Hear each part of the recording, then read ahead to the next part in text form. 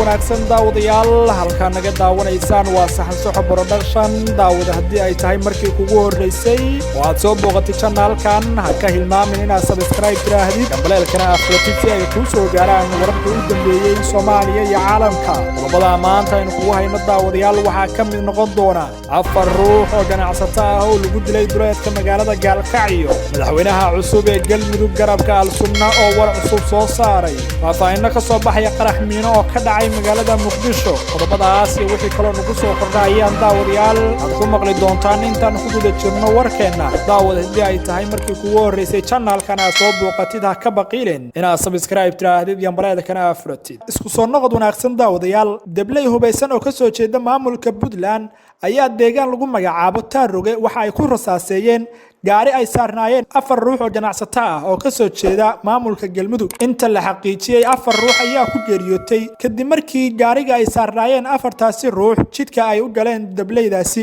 goobjoogayaal ku sugnaa goobta uu dilka ka dhacay ayaa sheegay in ganacsatadan dablaydu ay dishay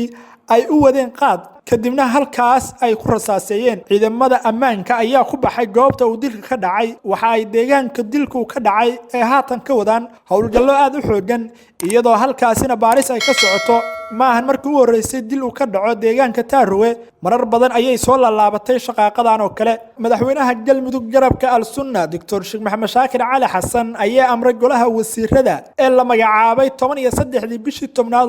2018 in hawshooda halkaas ay ka sii wataan inta laga magacaabayo golo wasiiro cusub uu yeelanayo maamulkiisa Sheekh Maxamed Shaakir Cali Xasan oo maalmo ka hor isagu qudhiisa lagu doortay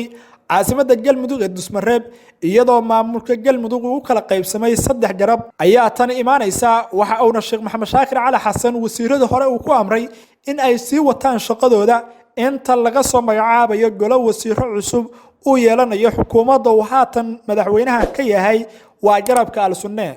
qarax xoogan ayaa ka dhacay ka soo horjeedka carwadii hore ee taleex degmada Hodan ee magaalada Muqdisho halkaas oo lagu eegtay saraakiil mareysay qaraxan ayaa jugtiisa laga maqlay degmooyin fara badan waxaana qaraxaas ku dhaawacmay 3 qof tani ayay imaanaysaa maalmihii u dambeysay ciidamada ammaanka dawladda federaalka Soomaaliya oo waday gal ka waday caasimada Soomaaliya